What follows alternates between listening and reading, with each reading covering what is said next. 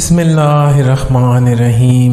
وہ قاتل راج شیخو پورہ میں 8 افراد کے قتل کی کہانی۔ مرید کے ناروال روڈ پر ایک گاؤں کوٹ عبداللہ ہے۔ گاؤں سے دونوں شہروں کا فاصلہ تقریباً یکساں 40 کلومیٹر ہے۔ اس کی آبادی سڑک کے دونوں اطراف 20 اور 80% کے تناسب سے منقسم ہے۔ جمعے اور ہفتے کی درمیانی شب 9 سے 10 بجے کے درمیان لاہور کے علاقے شادرہ سے آنے والا ایک نوجوان بیگ کندھے سے لٹکائے کوٹ عبداللہ بس سٹاپ پر اترتا، بس سے اتر کر گھر کی طرف بڑھتا ہے۔ تھوڑی دیر بعد ہاتھ میں کلاڑی لوہے کا راڈ لے کر گھر سے نکل کر گلی میں قدم رکھتا ہے۔ گاؤں کے چند لوگوں کی نظر اس پر پڑتی ہے۔ وہ سب گھبرا جاتے ہیں اور فونز پر ایک دوسرے کو اطلاع دیتے ہیں۔ چند لوگ اس نوجوان کے پیچھے لپک پڑتے ہیں۔ نوجوان گلیوں میں بھاگنا شروع کر دیتا ہے۔ اسی اثناء میں بجلی چلی جاتی ہے اور اندھیرا چھا جاتا ہے۔ گاؤں کی گلیوں میں شور اور خوف پھیل جاتا ہے۔ نوجوان اندھیرے میں کہیں غائب ہو جاتا ہے اور اس کے تعقب کرنے والے اپنے اپنے گھروں کو لوٹنا شروع ہو جاتے ہیں اور ایک دوسرے کو محتاط رہنے کی تلقین کرتے ہیں۔ یہ نوجوان اندھیرے میں چھپ کر لوگوں سے بچ کر اپنے پرانے گاؤں کوٹ راجپوتان کا رخ کرتا ہے۔ راستے میں ایک نالا ڈیک کی پلی کو عبور کرتا ہے۔ کچھ ہی فاصلے پر کھیتوں میں سوئے ہوئے چچا بھتیجے پر وار کر دیتا ہے اور آنن فانن دونوں کو موت کے گھاٹ اتار دیتا ہے۔ نوجوان مقتولین کی جیبیں ٹٹولتا ہے، جو کچھ ہاتھ لگتا ہے نکالتا ہے اور آگے کی طرف بڑھ جاتا ہے۔ مقتولین کے پاس رائفل بھی تھی، مگر ان کے حفاظتی استعمال کا انہیں موقع ہی نہ مل سکا۔ یہاں سے یہ ساتھ ہی گاؤں ہچڑ میں داخل ہو جاتا ہے، جو جائے وقوع سے محض آدھے کلومیٹر کے فاصلے پر تھا۔ اس گاؤں میں لگ بھگ 800 گھر ہیں اور اس کی آبادی اندازے کے مطابق 3500 سے 4000 نفوس پر مشتمل ہے۔ جب یہ گاؤں میں داخل ہوتا ہے تو تقریباً رات 12:30 بجے کا وقت ہے۔ گاؤں مکمل طور پر خاموشی کی چادر میں ڈوبا ہوا ہے۔ گاؤں کے لوگوں کی بدقسمتی کے کتے تک خاموش اور سوئے ہوئے تھے۔ یہاں نوجوان سوئے ہوئے 4 لوگوں پر باری باری حملہ آور ہوتا ہے۔ چچا بھتیجا ایک حویلی میں سوئے ہوئے تھے، پہلے ان پر دھاوا بولتا ہے۔ بعد ازاں ساتھ ہی ایک شخص اور تھوڑے ہی فاصلے پر کھلے میں سوئے ہوئے 20 سے 22 سالہ نوجوان، جو 6 بہنوں کا اکلوتا بھائی تھا اور کچھ دنوں میں اس کے ہاتھوں میں مہندی سجنے والی تھی، کو موت کے گھاٹ اتارتا ہے اور گاؤں سے نکل کر آگے پٹرول پمپ پر جا پہنچتا ہے۔ گاؤں کا پٹرول پمپ بالکل ہی تنہا اور رش سے عاری تھا۔ یہاں ایک نوجوان کو قتل کرتا ہے اور اس کی جیب سے چابیاں نکال کر الماری سے دن بھر کا جمع شدہ کیش نکالتا ہے۔ واپس کوٹ عبداللہ کے پاس پہنچ جاتا ہے اور روڈ پر ایک پٹرول پمپ پر پہنچتا ہے اور ٹائر شاپ پر سوئے نوجوان پر وار کرتا ہے۔ اس وقت رات کے 2:30 بج رہے ہوتے ہیں۔ اسی اثناء میں لاہور سے ڈیوٹی سر انجام دے کر آنے والا ایک پولیس کا سپاہی ظفر اقبال سٹاپ پر اترتا ہے اور پٹرول پمپ سے مختصر فاصلے پر ایک کریانہ سٹور پر کھڑی موٹر سائیکل پر بیٹھتا ہے اور اپنے گھر جانے سے پہلے پٹرول پمپ پر تیل ڈلوانے آتا ہے تو آگے نوجوان کو کھڑا پاتا ہے۔ ظفر اقبال اس کو کہتا ہے کہ موٹر سائیکل میں پٹرول ڈال دو۔ وہ جواب دیتا ہے کہ پٹرول ختم ہو چکا ہے۔ اسی دوران جب وہ اس نوجوان کو غور سے دیکھتا ہے تو اسے پسینے میں ڈوبا اور لوہے کا راڈ تھامے پاتا ہے۔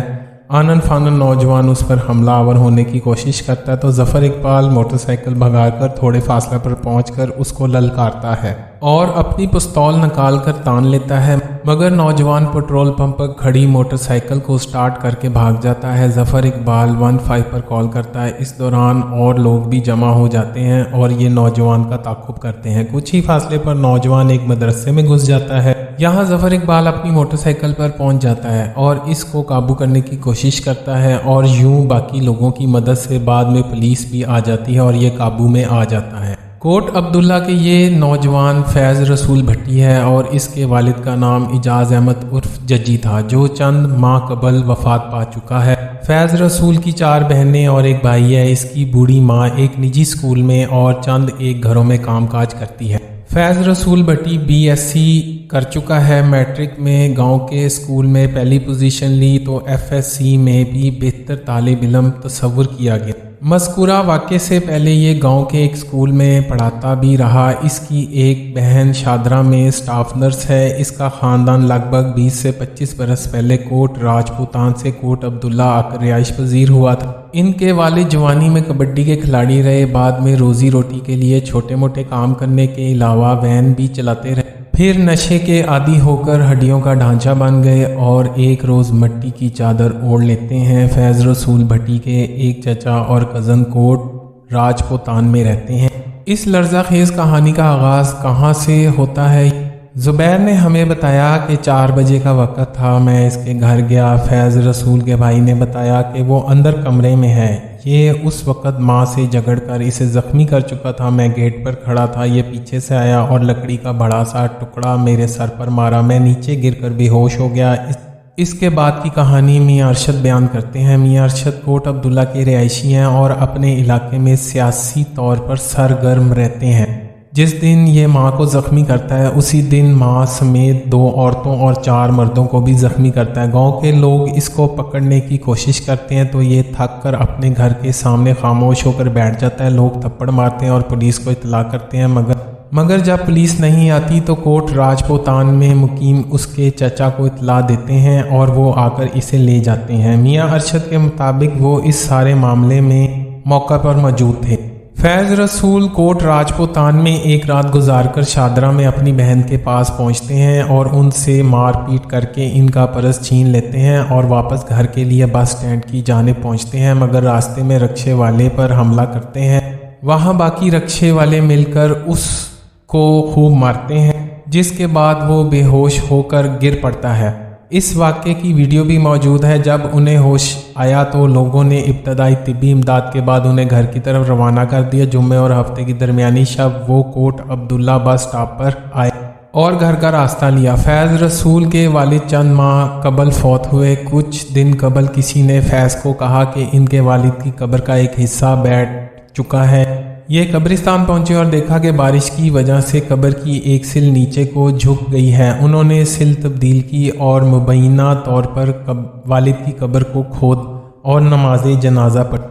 फिर उन्होंने घर आकर ये वाक़या माँ को सुनाया। वाक़या सुनाने के दरमियान ही अचानक तैश में आकर माँ पर हमला करके ज़ख्मी कर दिया। इसके बाद ज़ुबैर नामी शख्स आता है जिसको ये घर के दरवाजे पर सर के ऊपर ज़र्ब लगाकर ज़ख्मी कर देता है।